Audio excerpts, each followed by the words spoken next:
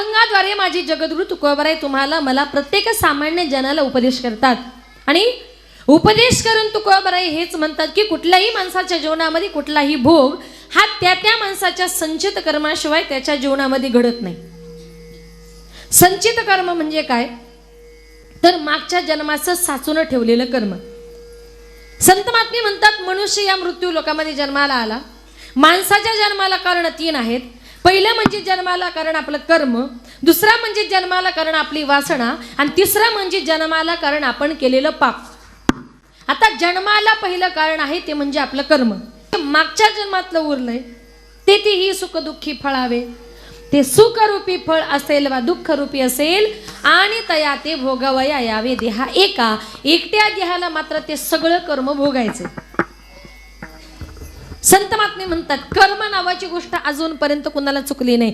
ज्याप्रमाणे कर्म केलं त्याप्रमाणे भोगावं लागतं. काही काही लोक म्हणतात केलं त्यानं आणि भोगायला लागलं मला, असं अजिबात नाही. त्यानं जरी केलं तो निमित्त मात्र असेल पण तुझं कर्म ही तुला बंधनकारक आहे आणि तुझं तुलाच फेडावं लागणार. आता ज्याचं कर्म त्याला कसं फेडावं लागतं 1-2 मिनिटांमध्ये मी तुम्हाला सांगते. तुम्हाला बोलता येतं ना? बोलता येतं का? मग हो म्हणा ना. बोलता येतं ना? हो. मग 2 मिनिटं एका प्रश्नाचं थोडंसं तुम्हाला उत्तर द्यायचंय. एक माणूस रस्त्यानं चालला होता. रस्त्यानं चालता चालता एका बंगल्याच्या आवारामध्ये त्याला हापूस आंब्याचं झाड दिसलं. त्या आंब्याला असा पिवळा असा आंबा लागलेला होता. त्याने विचार केला हा आंबा मला पाहिजे. आता आंबा बघितला कुणी? बोला म्हटलं ना. आंबा बघितला कुणी? डोळ्याने. वा. चालत गेले? पाय. तोडला? खाल्ला? चव घेतली? जिभेने. तृप्त झालं? मन. मालकाने बघितलं आंबा खाण्यात इतका गुंग झाला की त्याच्या गेटमध्येच आंबा खाऊ लागला. मालकाने बघितलं, मालक काठी घेऊन आला आणि त्याच्या पाठीमध्ये काठी मारली. पाठीमध्ये काठी मारल्यानंतर वेदना झाल्या पण पाणी आलं कुठून? डोळ्यातून. कारण बघितला कुणी होता? थोडक्यात काय ज्यानं केलंय त्याला भोगावं लागतं. ज्याचं कर्म त्याच्यापाशी.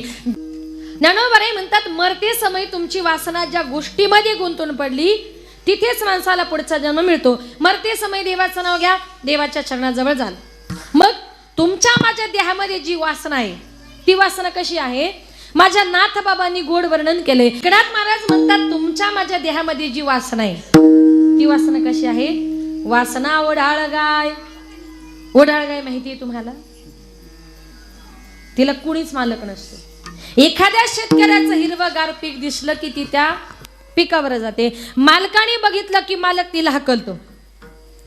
मालक जरा बाजूला गेला की ती गाय पुन्हा त्या शेतामध्ये जाते. मालक तिला हकलतो. मग आता त्या गायीला थांबवायचंय, पिकाला वाचवायचंय, काय करावं लागेल? तर माझ्या नाथबाबांनी त्याच्याकरता पर्याय सांगितला. तिचा हाणून मोडावा पाय. गायीला 6 पाय असतात. हे झालं का? 4 असतात. बरं. गायीला 4 पाय असतात. आता त्याच्यातला एक पाय जर मोडला तर ती गाय चालू शकते का? तिचा हाणून मोडावा पाय. पण कीर्तन जरा लक्षपूर्वक ऐका. नाही तर तुम्ही सगळे शेतकरी माणसं आहात आणि उद्या जर तुमच्या शेतामध्ये एखाद्याची गाय आली तुम्ही त्याचा पाय मोडायला माझं नाव सांगा. रात्रीच वनिता त्यांनी सांगितलं. असं काही करू नका. हाणून मोडावा पाय म्हणजे काय? आपल्या देहामध्ये जी वासनारूपी गाय आहे ती गाय कुठली? जिकडे जायचं नाही तिकडे माणसाला घेऊन जाते. जे खायचं नाही ते माणसाला खायला लावते. जे प्यायचं नाही ते माणसाला प्यायला लावते. मी बाटलीबद्दल बोलते बरं का. बाटली म्हणजे जरा बिस्लरीची घेत चला, काचीची घेण्यापेक्षा जीवनाचं कल्याण होईल. मग अशी जी वासना वाईट मार्गाला नेते त्या वासनारूपी देहावर नामचिंतन रूपी काठीचा फटका जर बसला तर जीवनातली वासना सुद्धा आकारल्याशिवाय राहणार नाही. आणि संत महात्मे म्हणतात जन्माला तिसरं कारण आहे ते म्हणजे मागच्या जन्माचं पाप. जन्मा येणे घडे पातकाचे मूळ. मूळ कारण काय आहे? का मागच्या जन्माचं काहीतरी पाप शिल्लक आहे म्हणून तुम्हाला मला हा मनुष्य जन्म प्राप्त झाला. पण या पापातून जर मुक्त व्हायचंय, पुण्य कमवायचंय, काय करावं लागेल? हरिमुखे म्हणा, हरिमुखे म्हणा. पुण्याची गणना कोण करी? म्हणून संत महात्मे म्हणतात आपण या मृत्यू लोकामध्ये जन्माला आलो आणि जन्माला आल्यानंतर या सगळ्या गोष्टी कर्म वासना पाप हे तुमच्या माझ्या प्रत्येकाच्या जीवनामध्ये बंधनकारक असल्यामुळे जीवनामध्ये कितीही जरी दुःख आलं तरी काय करायचं, जीवनामध्ये दुःख मानायचं नाही, कारण तो आपल्या संचिताचा भोग असतो. कुठल्याही माणसाच्या जीवनामध्ये कुठलाही भोग हा त्या माणसाच्या संचित कर्माशिवाय त्याच्या जीवनात घडत. आता संचित कर्म म्हणजे काय, मागच्या जन्माचं साचून ठेवलेलं कर्म. मग संचित कर्म कसं भोगावं लागतं, एक सुंदर उदाहरण सांगते, सगळ्यांनी जरा लक्षपूर्वक ऐका. ओरिसा प्रांतातले एक साधू जगन्नाथपुरीची यात्रा करण्याकरता मुक्काम दर मुक्काम करत करत निघाला होता. एका गावात रात्रीच्या वेळेला मारुतीचं मंदिर दिसलं. ते साधू म्हणजे ज्यांची आमच्या वारकरी संप्रदायानं नोंद घेतली ते म्हणजे संत सज्जन महाराज. मुक्काम दर मुक्काम करत करत चाललेले असताना संध्याकाळच्या वेळेला मारुतीचं मंदिर दिसलं. महाराज त्या मंदिरामध्ये मुक्कामा करता थांबले आणि संध्याकाळच्या वेळेला त्या मंदिराच्या बाहेरून एक 20-25 वर्षाची तरुण तडफदार अशी स्त्री चाललेली होती. महाराजांचं वय सुद्धा 20-25 वर्षाचं होतं. ती बाई दिसायला सुंदर होती आणि ते महाराजही दिसायला सुंदर होते. ज्या वेळेला त्या बाईची नजर त्या महाराजांवर गेली, सुंदर महाराजांना बघितलं, ती बाई त्या महाराजांच्या प्रेमात पडली. ती बाई मंदिरामध्ये गेली, सांगितलं महाराज आपण कोण? त्यांनी सांगितलं या देहाला सज्जन महाराज असं म्हणतात. आला तर कुठून? ओरिसा प्रांतातून आलोय. चालला तर कुठे? जगन्नाथपुरीची रथयात्रा करण्याकरता निघालोय. रात्रीचा मुक्काम तुमच्याच मंदिरात, भोजनाची व्यवस्था गावकरी जे देणार ते खाणार, नाही दिलं तर तसाच पाणी पिऊन उपाशी झोपणार. त्या बाईने सांगितलं महाराज तुम्ही आमच्या गावचे अतिथी आहात, कुणीतरी तुम्हाला देणार मग तुम्ही खाणार, नाही दिलं तर तुम्ही उपाशी झोपणार. त्यापेक्षा महाराज तुम्ही असं करा, माझ्या घरी चला, मी तुमच्याकरता पाची पकवानाचं भोजन करते. सज्जन महाराजांनी सांगितलं बाई आम्ही साधू महात्मे कुणा संसारिकाच्या घरी जात नाही, कुणा संसारिकाच्या हातचं खात नाही. पाया पडते महाराज माझ्या घरी चला, तुमच्यासारख्या संताचे पाय माझ्या दाराला लागू द्या. साधू संत येती घरात तोची दिवाळी दसरा. ती बाई खूप विनंती करत होती. महाराजांना वाटलं बाई चांगली दिसते, धार्मिक दिसते. ठीक आहे म्हटली बाई तुम्ही पुढे चला, मी नंतर येतो. संध्याकाळच्या वेळेला महाराज गेले. त्या बाईनं महाराजांकरता पाची पकवानाचं भोजन तयार केलं. स्वयंपाक तयार झाला, ताटं वाढण्यात आली. ते सज्जन महाराज त्या बाईचा नवरा दोघजण भोजन करण्याकरता बसले. भोजन झालं, महाराज हात धुण्याकरता बाहेर गेले. तेवढ्या धो धो धो धो धो पाऊस पडायला सुरुवात झाली. विजा चमकू लागल्या, ढगांचा गडगडाट व्हायला लागला. सगळीकडे मोठं वादळ उठलं होतं. रस्त्यामध्ये झाडं पडत होती. त्या महाराजांनी सांगितलं बाई भोजन झालंय, आता मी येतो. त्या बाईने सांगितलं महाराज आता भोजन तर झालंय, एक रात्र मुक्कामाचा प्रश्न आहे. बाहेर पाऊस पडतोय, मोठं वादळ उठलंय, विजा चमकतायत, ढगांचा गडगडाट चालू आहे. एवढ्या रात्री महाराज अपरात्री असं मंदिरात तुम्ही जाऊ नका, आणि एवढ्या रात्री मंदिरात जाणं बरं नाही. तुम्ही भिजलात तर महाराज तुम्हाला कपडे, पाया पडते महाराज तुमच्या, सकाळी हवं तर तुम्हाला अडवणार नाही.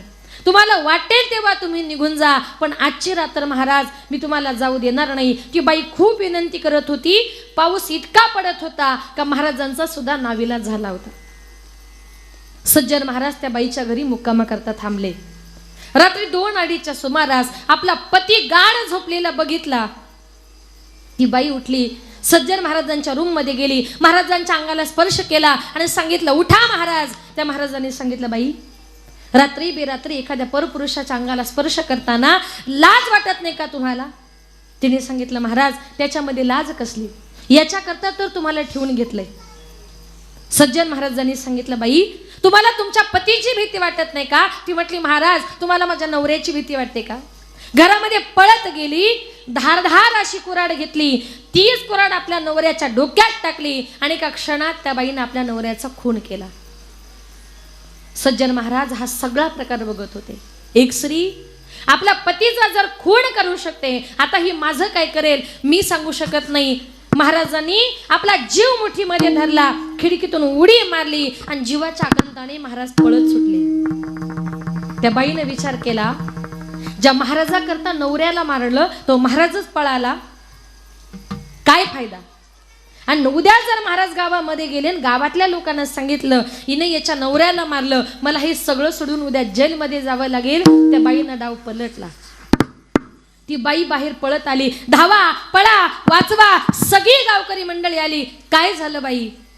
कोणी एक साधू महात्मा आपल्या मंदिरात आला होता. मला वाटलं चांगलं असेल, मी त्याला माझ्या घरी भोजनाकरता नेलं, भोजन खायला घातलं, मुक्कामाचा आग्रह केला आणि रात्रीच्या वेळेला माझा पती गाढ झोपेमध्ये असताना या महाराजानं माझ्यावर जबरदस्ती करण्याचा प्रयत्न केला आणि माझा पती मध्ये आला म्हणून या महाराजानं माझ्या पतीचाच खून केला.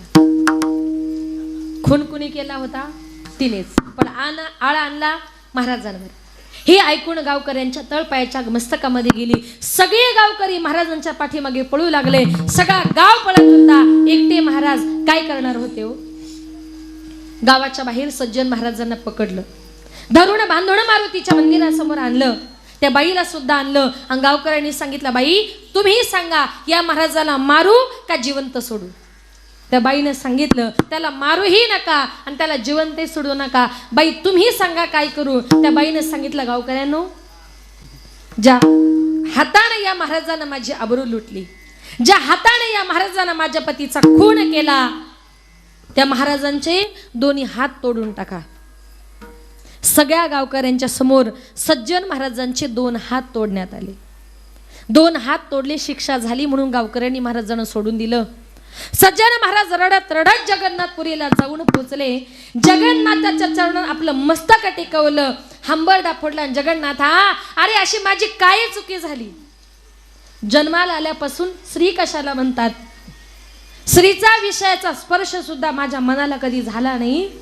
जगन्नाथा, तुझ्या यात्रेला निघालो होतो, काय मला बुद्धी झाली? काय मी त्या बाईच्या घरी गेलो, तिनं माझ्यावर जबरदस्ती केली, तिनं तिच्या पतीचा खून केला आणि आळ सगळा माझ्यावर, आणि खोटा आळ येऊन सुद्धा दोन्ही हात तोडण्याची शिक्षा मलाच का?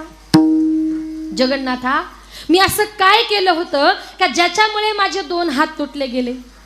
जगन्नाथाने सांगितलं, सज्जन महाराज थोडे शांत व्हा. तुमचे 2 हात तुटले ना, हे तुमचं आत्ताच्या जन्माचं नाही, तुमचं मागच्या जन्माचं संचित कर्म आहे. काय सांगितलं? तुमचं मागच्या जन्माचं संचित कर्म आहे. सांगा म्हटले जगन्नाथा, मागच्या जन्मात मी असं काय केलं होतं का या जन्मात माझे 2 हात तुटले गेले? जगन्नाथाने सांगितलं, ऐका सज्जन महाराज, तुम्ही माझे भक्त आहात, मी विनाकारण कोणावर अन्याय करत नाही, आणि कितीही जवळचा भक्त असला ना तरी त्याला सुद्धा कर्माच्या बंधनातून मी मुक्त करू शकत नाही, ज्याचं त्याला भोगावं लागतं.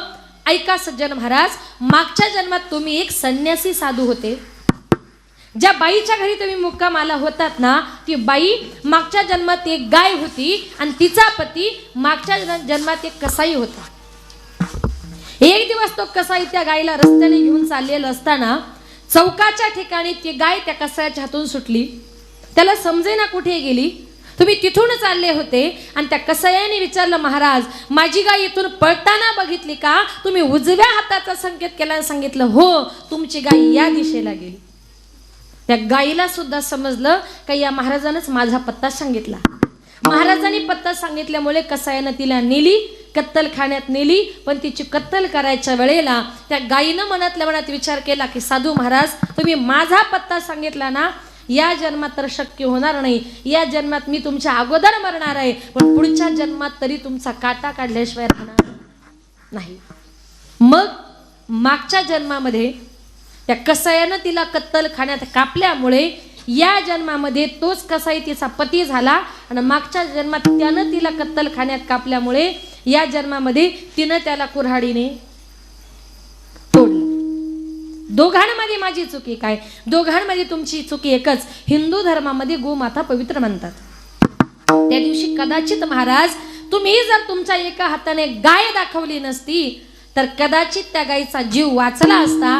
पण त्या गायीनं ठरवलं की पुढच्या जन्मात तुमचा काटा काढायचा. तीच गाय ह्या जन्मामध्ये बाई झाली आणि मागच्या जन्मामध्ये एका हाताची शिक्षा. त्या बाईमुळेच तुमचे 2 हात तुटले गेले. म्हणून भोगतो न घडे संचिता वाचोनी. कुठलाही भोग हा त्याच्या संचित कर्माशिवाय घडत नाही. थोडंसं पुढे ऐका. सज्जन महाराजांचे हात तुटले. सज्जन महाराज पंढरपूरला गेले. पांडुरंगाच्या चरणावर आपलं मस्तक ठेवलं. सांगितलं, पांडुरंगा, जन्माला घातलंय कसाई जातीमध्ये, मला माझ्या जातीशी प्रामाणिक राहायचंय, मला माझ्या जातीचं काम प्रामाणिकपणे करायचंय. देवा, कसायाचं काम आहे मांस तोडणं, मांस विकणं. पण पांडुरंगा, कसायाच्या जातीमध्ये जन्माला घातलं, पण तू माझ्या हातच काढून घेतलेत. देवा मला सुद्धा मांस कापायचे आणि मला सुद्धा तोडायचे, काय करावं? मग माझ्या देवानं काय करावं? कितीही जवळचा भक्त जरी असला त्याला देखील त्याचं कर्म चुकत नाही. आपण तर सामान्य माणसं आहोत, म्हणून भोगतो न घडे संचिता वाचोनी आणि करावे ते म्हणी समाधान. संत महात्मे म्हणतात प्रत्येक माणसाने मनाला जरा समाधान म्हणायला शिका. भगवान परमात्म्यानं तुम्हाला मला प्रत्येकाला मन दिले, पण ते अतिशय चंचल असं मन दिलं. नवे नवे माझ्या बहिणाबाईनं सुद्धा त्या मनाचं गोड वर्णन केलंय. बहिणाबाई म्हणते पूर्वीच्या काळी माणसाला सर्प किंवा विंचू जर चावला तर ते मंत्राने उतरवायचे, पण एकदा काही या माणसाच्या मनाला वेड लागलं ना, या मनाला कुठल्याही प्रकारचा तंत्र मंत्र औषध काही चालत नाही. आणि एकदा का माणूस संसारामध्ये थोडा वेडा झाला, तो दारातून चालला, लोक म्हणतात तो बघा वेडा चालला, त्याला वाटतं मी खरंच वेडा झालो, मी खरंच वेडा झालो, तो अजून वेडा होतो. संसारातली माणसं वेड्या माणसाला शहाणं बनवण्याचा प्रयत्न करा. त्याला वेड वेड म्हणू नका, त्याला उलट म्हणा तुझ्यासारखा शहाणा जगात नाही, तो शहाणा झाल्याशिवाय राहत नाही. पण आपलं तसं नाही, त्याचं वाईट होतंय ना, वेडा होतोय ना, होऊ दे. एकदा का माणूस वेडा झाला त्याला काही कळत नाही. असाच एक गावातला मनुष्य वेडा झाला, त्याला वेड्यांच्या हॉस्पिटलमध्ये दाखल केलं. तिकडे गेल्यानंतर त्यानं डॉक्टरांनी एक दिवस फोन केला, डॉक्टर साहेब तुमच्याकडे कापूस आहे का? डॉक्टर म्हटले आहे. म्हटलं मग घाला खिशात. परत 2 मिनिटांनी फोन केला, डॉक्टर साहेब तुमच्याकडे कापूस आहे का? डॉक्टर म्हटले आहे. म्हटलं मग घाला खिशात. परत तिसऱ्यांदा फोन केला, डॉक्टर साहेब तुमच्याकडे कापूस आहे का? रागात डॉक्टर म्हटले सगळा कापूस संपला. मग म्हटलं खिशातला आता वर काढा. असाच एक वेडा मनुष्य त्या वेड्यांच्या हॉस्पिटलमध्ये असा झाडाच्या बुंध्याला असा पाठ लावून बसला होता आणि जोर जोरात तो गाणे म्हणत होता. डॉक्टर आले, म्हटले अरे दुपारची वेळ आहे, आरामाची वेळ आहे, कशाला ओरडतो, जरा गप्प बस. डॉक्टर ओरडले म्हणून शांत झाला. डॉक्टर गेले, 2 मिनिटात परत आले. यानं काय केलं माहितीये, त्या झाडाच्या बुंध्याला खाली डोकून वर पाय आणि जोर जोरात गाणे म्हणू लागला. डॉक्टर म्हटले अरे आरामाची वेळ आहे, मगापासून गाणे बोलतो, तुला काही कळत नाही आणि हा काय प्रकार आहे? डॉक्टर म्हटलं डॉक्टर साहेब तुम्हाला काही कळतं का? मगाशी गाण्यांच्या कॅसेटची ए साईड चालू होती, आता बी साईड चालू झाली. म्हणजे एकदा का माणूस त्याच्यामध्ये वेडा झाला परत पुन्हा संसारामध्ये येणं शक्य नाही. म्हणून आपल्या मनाला संसाराचं प्रपंचाचं वेड लावण्यापेक्षा भगवान परमात्म्याच्या नामचिंतनाचं वेड लागलं पाहिजे. मनामध्ये गोविंदाचं चिंतन करा. कुठलंही काम करताना माणसाने कामामध्ये राम म्हटलं पाहिजे. कुठलंही काम करताना तुम्ही देवाचं चिंतन करा. भाकरी करताना राम राम म्हणा, स्वयंपाक करताना म्हणा, शेतामध्ये काम करताना राम राम म्हणा. तुम्ही जितक्या वेळा भगवंताचं नामचिंतन करा. एक बाई माझ्याकडे पळत आली, म्हटली ताई तुम्ही राम राम म्हणा. ते म्हटले तुमचं म्हणणं बरोबर आहे, पण स्वयंपाक करताना आमच्या तोंडात मग कसं काय म्हणायचं? म्हटलं लावत नका जाऊ. म्हणून देवाचं चिंतन करणं फार महत्वाचं आहे बरं का. कसंही करा, देवाचं चिंतन करा, संताचं चिंतन करा, पण करा एका कुठल्याही देवाचं चिंतन करा, कुठल्याही संताचं करा, मनापासून करा. त्या देहाला जे काही कष्ट झाले ते दूर होतात आणि सुख होईल दुःखाचे. दुःखाचं रूपांतर सुखामध्ये झाल्याशिवाय राहत नाही. म्हणून मनामध्ये समाधान म्हणायला शिका. आणि कितीही जरी दुःख वाटायला आलं तरी कुठल्याही गोष्टीचा खेद मनामध्ये बाळगायचा नाही. तुकोबराय म्हणतात कितीही जरी दुःख वाटायला आलं तरी त्याचा खेद मनामध्ये बाळगायचा नाही. कितीही जरी दुःख वाटायला आलं, कारण का या संसारामध्ये तुम्ही कितीही सुख शोधण्याचा प्रयत्न केला, या संसारामध्ये मुळातच सुख नाहीये. सगळ्या जगाला माहिती दुःख बांधवडी आहे हा संसार. संसार दुःख मूळ. या संसाराचं मुळच जर दुःखरूपी आहे. एखाद्या कडुनिंबाच्या झाडाला तुम्ही 100 क्विंटल गुळ घाला, 100 क्विंटल साखर घाला, त्या कडुनिंबाची पानं फुलं फळं गोड येतील का? तसं या संसाराचं मुळच जर दुःखाचं आहे तर त्याच्यामध्ये तुम्हाला मला सुख मिळेल का? संसारामध्ये सुख आहे, किती आहे? सुख पाहता जवा पाडे, थोडं जवस माहिती आहे ना, तिळा एवढं असतं, तेवढं सुख या संसारामध्ये आहे. बाकी सगळ्या बाजूने दुःख आहे. सुंदर उदाहरण सांगते ऐका की संसारामध्ये चहू बाजूने कसं दुःख आहे. एक मनुष्य जंगलामध्ये फिरण्याकरता गेला होता. जंगलामध्ये फिरण्याकरता गेला, घनदाट असं अरण्य होतं. त्या अरण्यात तेवढ्यात त्याला वाघ दिसला आणि त्या माणसाची वाघाची नजरानजर झाली. त्याला वाटलं आता हा वाघ मला खाणार, म्हणून जीवाच्या आकांताने 120च्या स्पीडला तो मनुष्य पळू लागला. वाघ त्याच्या पाठीमागे पळत होता. हा पुन्हा पुन्हा मागे बघत होता तर वाघ त्याच्या जवळ येत होता. काही केलं तरी म्हटलं माझा जीव वाचला पाहिजे. जीवाच्या कांताने पळत पळत चाललेला असताना समोर त्याला विहीर दिसली. बरं झालं म्हटलं आता विहिरीमध्ये उडी मारतो, मला पोहता येतं, जेणेकरून माझा जीव वाघाच्या तावडीतून सुटेल. विहिरीच्या जवळ गेला, विहिरीमध्ये उडी मारणार तेवढ्यात त्या विहिरीच्या पाण्यामध्ये असा फणा काढलेला मोठा नाग त्याला दिसला. त्यानं विचार केलाय पाठीमागं लागलाय वाघ, खाली जर उडी मारली तर ते खाली आहे साप, ते गाणं आहे ना काहीतरी, उडी मारली तर म्हटला सर्पाने दंश केला की एका क्षणात म्हटला जीव जाणार. काय करावं? वाघ जवळ येत होता आणि तेवढ्यात त्यानं काय केलं, त्या विहिरीच्या दिशेने एका झाडाची फांदी त्या विहिरीकडे गेली होती, त्यानं उडी मारली आणि त्या फांदीला पकडला. बरं झालं म्हटलं वाचलो. आता फांदीला पॅक पकडलं, वरती बघितलं तर दोन्ही हाताच्या मध्ये होतं आग्या मोहळ. फांदीला पकडलं, फांदी हल्ल्याबरोबर मोहळाच्या माशा उठल्या आणि याच्या अंगाला चावा घेऊ लागल्या. आता मला सांगा, माशा अंगावर बसल्यावर त्याला किती गुदगुल्या झाल्या असतात, किती मोठं संकट त्याच्या जीवनामध्ये होतं. पाठीमागे लागला होता वाघोबा, खाली होता नागोबा, वरती आग्या मोहळ्याच्या माशा अंगाला चावत होत्या. त्यानं थोडंसं वरती बघितलं आणि त्या मधाच्या पोळ्यातलं एक थेंब मध त्याच्या ओठावर पडलं आणि म्हटलं वा, मध किती गोड लागतंय. आता मला सांगा, सगळ्या बाजूने संकट असताना त्याला खरंच ते मध गोड लागलं असेल? सिद्धांत आहे का? तसं या संसारामध्ये सगळ्या बाजूने दुःख आहे, पण त्याच्या ओठावर जो मधाचा थेंब पडला ना, जो गोड थेंब पडला ना, तेवढंच या संसारामध्ये सुख आहे. म्हणून संत महात्मे म्हणतात, कितीही जरी दुःख वाटायला आलं ना, वेळोवेळी गोविंदाचं चिंतन केलं तर काय होतं, त्याचं उदाहरण देते ऐका. ज्या वेळेला माझी संत जनाबाई विठ्ठलाची भक्त, नामदेवरायांची दासी जणी म्हणून नामदेवरायांच्या घरामध्ये 14 माणसांची प्रामाणिकपणे सेवा करायची. घरामध्ये झाडलोट करणं, भांडी घासणं, स्वयंपाक करणं. रात्रीच्या वेळेला घरातली सगळी माणसं झोपली का सकाळी उठल्याबरोबर घरातल्या प्रत्येक माणसाला ताजी ताजी भाकर मिळाली पाहिजे, याच्याकरता माझी जनाबाई रात्रभर जात्यावर दळण दळायची. दळण दळताना नुसती दळण दळत नव्हती, तर दळण दळताना सुद्धा ओव्या म्हणायची. दळण दळताना प्रत्येक ओवीचं कडवं संपलं का म्हणायची, ए रे बा विठ्ठला.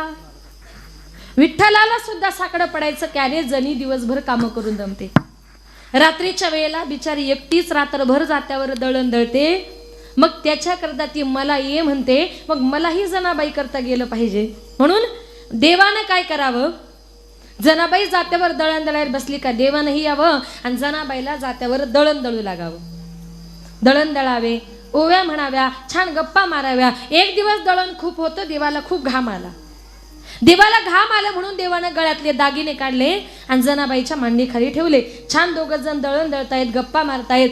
गप्पा मारता मारता पहाटेचे 4 वाजले, कळालंच नाही. तिकडे वारकरी मंडळी मंदिरामध्ये काकड्या करता आली आणि वारकऱ्याने आवाज दिला, देवा आता उठा.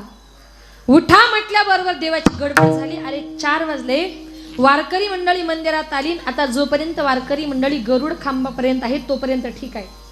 एकदा का महाद्वाराचं दार उघडलं, मी जर मंदिरात नसेल तर सगळीकडे गडबड होणार. देवाने काय केलं, घाईघाईने देव उठले, दागिने गळ्यात घालायचे सोडून जनाबाईची गोधडीच गळ्यात घातली आणि देव पळत सुटले. जनाबाई म्हणते, देवा देवा चाललो जणी, आता काहीच बोलू नको. देव पळत गेले, विटेवर जाऊन उभे राहिले आणि काही क्षणात देवाच्या लक्षात आलं की अरे दागिने एवढे अचानक जड झाले कसे काय. खाली वाकून बघितले तर गोधडी. म्हटले आता माझंही खरं नाही, जणीचंही खरं नाही.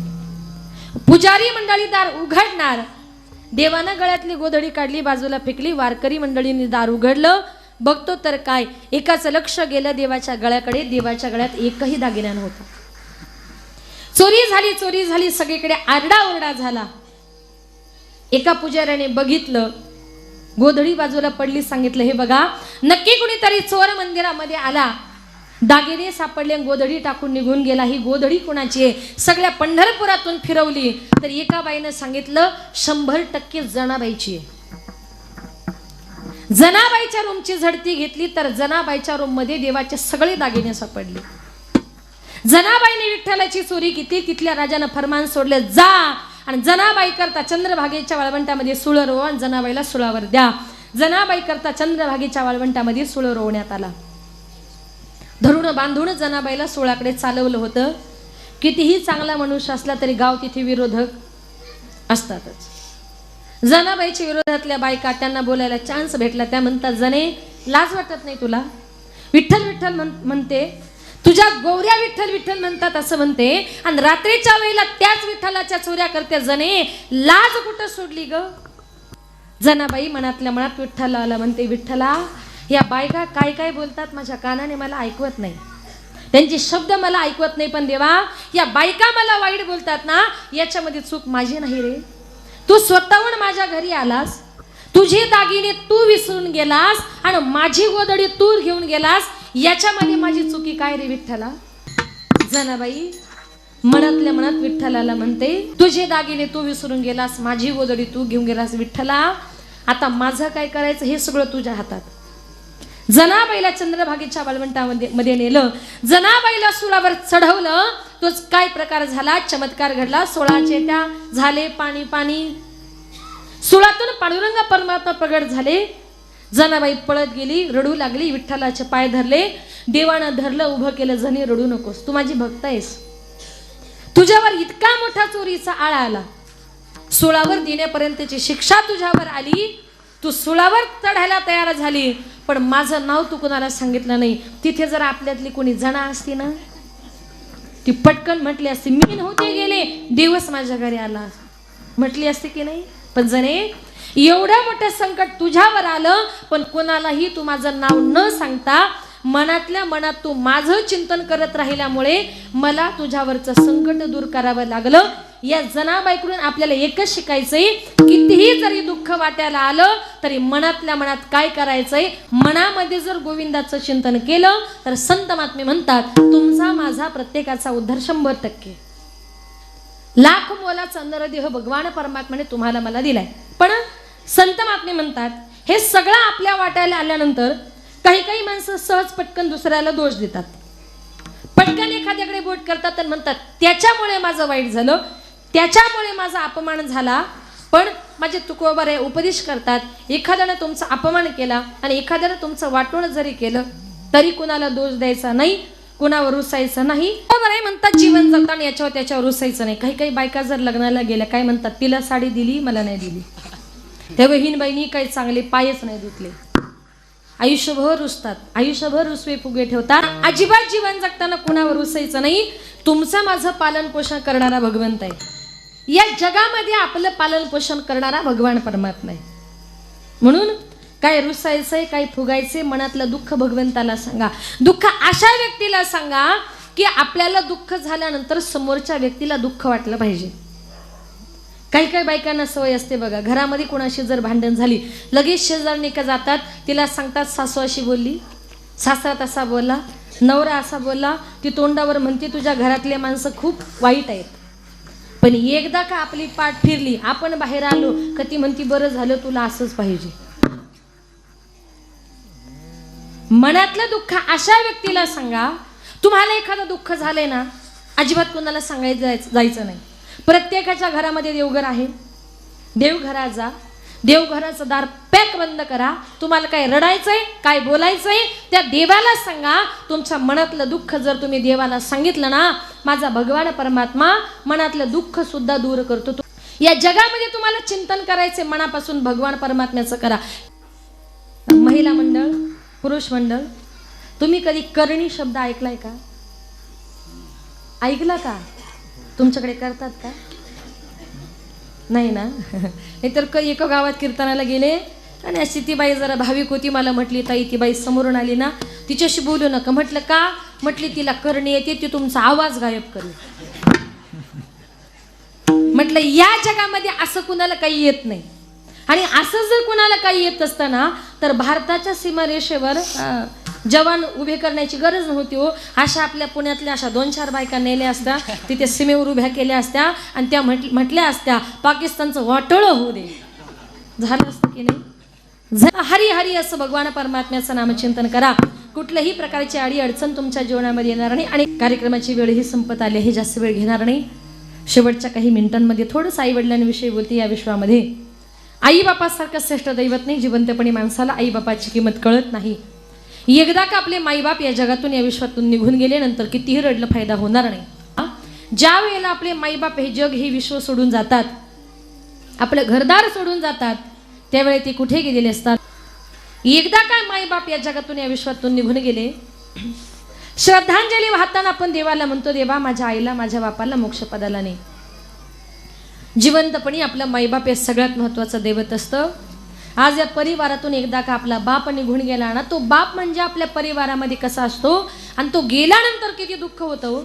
एकदा का आपला बाप या जगातून या विश्वातून निघून गेला नंतर कितीही रडलं फायदा होणार नाही. जिवंतपणी आपलं माईबाप हे सगळ्यात महत्त्वाचं दैवत असतं. प्रत्येक ठिकाणी संतांनी, कवींनी, कवयित्रींनी सर्वांनी आईचेच गोडवे गायले. बापाचे गोडे आजपर्यंत कोणी गायले नाही. जीवनामध्ये जितकी आई महत्वाची तितका आपला बापही महत्वाचा. आई म्हणजे घराचं मांगल्य असतं, तर बाप म्हणजे घराचं अस्तित्व असतो. आणि त्या अस्तित्वाला आपण का विसरतो. रस्त्यानं चालताना काटा टोचला, फटका लागला, आपण फक्त आई गा असं म्हणतो. पण ज्या वेळेला आपण एखादा हायवे क्रॉस करत आहोत आणि भरधाव वेगाने एखादी गाडी जर आपल्या अंगावर येत असेल ना, आपण दोन्ही हात वर करून मोठ्याने बाप परे म्हणून किंकाळी फोडतो. विंचू जर चावला तर आपण फक्त आई गा असं म्हणतो. पण साप नुसता दिसला ना तरी आपल्या तोंडून बाप रे असा शब्द येतो. छोट्या संकट समयी आई आठवते, तर मोठ्या संकट समयी आपल्याला आपला बाप जीवनामध्ये आठवल्याशिवाय राहत नाही. बापाचं सगळ्यात जास्त प्रेम जर कोणावर असेल तर ते आपल्या मुलीवर असतं. निस्वार्थ प्रेम बाप आपल्या मुलावर मुलीवर करत असतो. लग्नाच्या अगोदर एखादी मुलगी जर बापाच्या ताटात जेवायला बसली, बाप सांगतो मुली माझ्या ताटात जेवू नको का. बाप म्हणतो आज माझ्या ताटामध्ये जेवण करणार, उद्या लग्न करून नवऱ्याच्या घरी गेली का प्रत्येक घासात मला तुझी आठवण येईल ग. मी जेवण सोडेल, रडत बसेल, त्यापेक्षा तू असं कर आजच माझ्या ताटामध्ये जेवू नको. बापानं ताटामध्ये जेवू दिलं नाही, मुलगी रागानं उठते, उपाशी जाऊन झोपते. मुलगी उपाशी झोपल्यानंतर बापाच्या समोर कितीही जरी पाची पकवान नसतील, बापाला ते जेवण गोड लागणार आहे का. बापही भरल्या ताट बाजूला करतो, मुलीच्या मागे जातो, म्हणतो लाडा आपल्या हाताने तिला साखर तुपात भरवतो, मुलगी जेवून झोपते. पण आपल्या मुली करता रात्रभर उपाशी झोपणारा तो आपला बापाच असतो. त्या बापाला मात्र जीवनामध्ये कधी विसरायचं नाही. मुलगी मोठी झाली, बापाला चिंता पडते, कुणाच्या पदरी घालू, कुणाच्या घरामध्ये देऊ. बाप म्हणतो माझी मुलगी म्हणजे कोण आहे. बाप इतके संस्कार बाप आपल्या मुलीवर करतो. शेवटी एक सांगेल का ज्या वेळेला मुलगी लग्नाची होते, लग्नाचा दिवस उजाडतो, लग्न करून संध्याकाळी मुलगी जायला निघते, त्यावेळेला त्या बापाची अवस्था अतिशय वाईट होती. म्हणून जीवनामध्ये सगळ्यांना विसरा, पण माय बापाला जीवनामध्ये कधी विसरायचं नाही.